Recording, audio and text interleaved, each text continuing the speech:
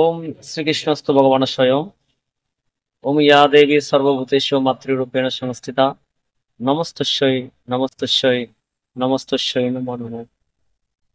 ওম নমো জগৎমাতা দুর্গে দুর্গতি নাশিনী দেবাসুরা যক্ষ রক্ষ মানব বন্ধু। সবাইকে অগ্রিম শারদীয় শুভেচ্ছা জানাচ্ছি। আসলে আমাদের সনাতন ধর্মের শ্রেষ্ঠ পূজা এবং শ্রেষ্ঠ উৎসব হচ্ছে শারদীয় দুর্গোৎসব, শারদীয় দুর্গাপূজা। তো দুর্গাপূজার প্রারম্ভে মহালয়ার মাধ্যমে মায়ের আগমন হয়। তো মহালয়া শব্দের অর্থ হচ্ছে এই মহৎ আলয়, অর্থাৎ এই বিশ্ব ব্রহ্মাণ্ডের যে মহালয়া, এই মহালয়ায় মা দুর্গা দেবী আবির্ভাব হয়েছেন।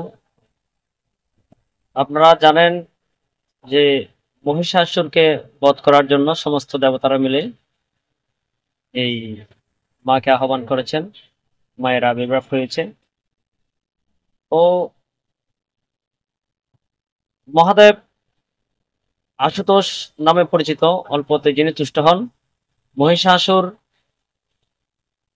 সেই মহাদেবের আরাধনা করে মহাদেবের মন তুষ্ট করেছেন এবং মহাদেব এমন বর প্রদান করেছেন যে মহিষাসুর অজয় হয়ে থাকবেন।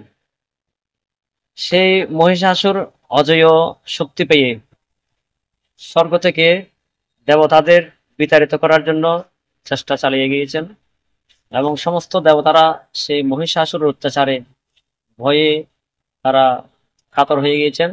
এমন সময় সমস্ত দেবতারা মিলে এই মহিষাসুরকে নিধন করার জন্য মা মহামায়ার আরাধনা করলেন এবং এই মহালয়াতে মা দেবীর আগমন হয়েছে। তো এটা একটা তাৎপর্য আছে।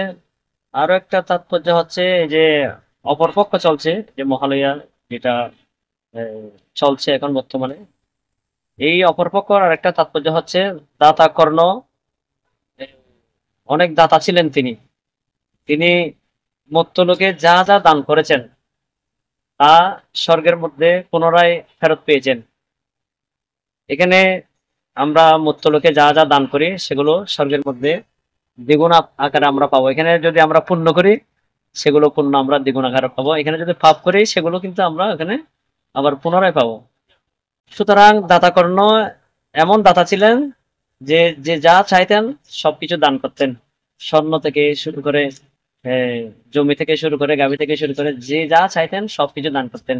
সুতরাং উনি কুরুক্ষেত্র যুদ্ধে অর্জুনের হাতে নিধন হবার পরে যখন স্বর্গে গেলেন, যমরাজ তাকে সবকিছু দিতে লাগলেন, কিন্তু সে কোনোদিন এখানে অন্ন দান করে নাই, জল দান করে নাই কাউকে, সেজন্য তাকে এগুলো দেওয়া হয় নাই।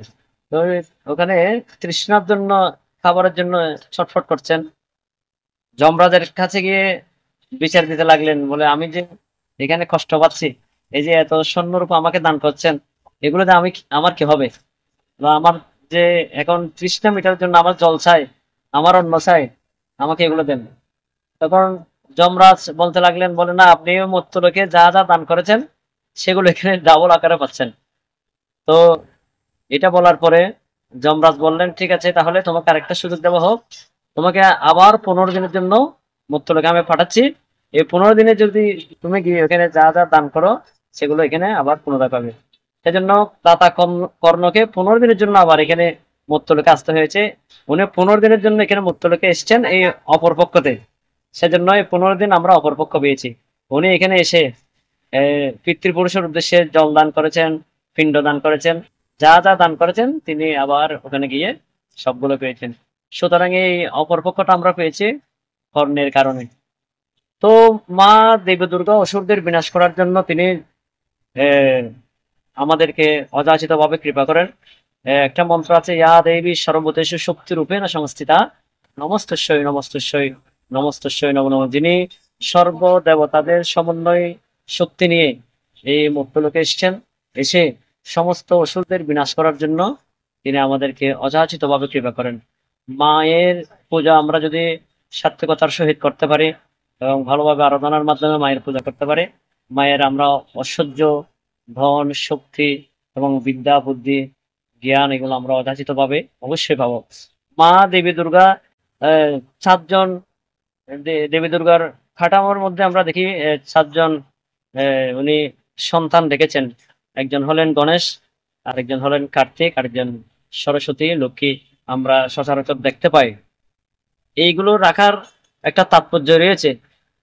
এই যে সরস্বতী দেবী হচ্ছে বিদ্যার দেবী। আমাদের মানব জীবন পরিচালনা করার জন্য আমাদের বিদ্যা অর্জন করতে হবে, সেজন্য মা বিদ্যা দেবীকে রেখেছেন। আর লক্ষ্মী দেবী হচ্ছে ধন সম্পদের দেবী। আমাদের জীবন চলার ক্ষেত্র ধন সম্পদের প্রয়োজন আছে, সেজন্য মা লক্ষ্মী দেবীকে রেখেছেন। আমরা লক্ষ্মী দেবীর পূজার মাধ্যমে আমরা ধন সম্পদ পাবো। এবং দেখেন আরো এই যে গণেশ ঠাকুরকে রেখেছেন। গণেশ ঠাকুর হচ্ছে বিদ্যার এবং সিদ্ধিদাতা গণেশ। গণেশ ঠাকুর হচ্ছে সিদ্ধিদাতা গণেশ। সর্বকার্য সম্পাদন করার আগে গণেশের পূজা করতে হয় এবং গণেশের নাম নিতে হয়। যে মানুষ গণেশের নাম নিয়ে ব্যবসা প্রতিষ্ঠান থেকে শুরু করে সমস্ত কাজকর্ম শুরু করবে, সে কাজে অবশ্যই সিদ্ধি লাভ হবে। গণেশ একটু বেশি বুদ্ধিমত্তা, সুতরাং এই গণেশের প্রয়োজন আছে, গণেশের পূজা করার প্রয়োজন আছে। গণেশের পূজা করলে আমরা বিদ্যাতে এবং বুদ্ধিতে এবং ধন সম্পদের ক্ষেত্র আমরা অজেয় থাকবো। এবং আরো দেখেন রেখেছেন কার্তিক। কার্তিক হলো সেনাপতি। তো আমাদেরকে মানব জীবন চলার ক্ষেত্র আমাদের এক একজনকে সৈনিকের মতো হয়ে বাঁচতে হবে। কারণ সৈনিকের মতো হয়ে যদি বাঁচতে না পারি, আমাদেরকে যে কোনো ভাবে আমাদেরকে অ্যাটাক করবে।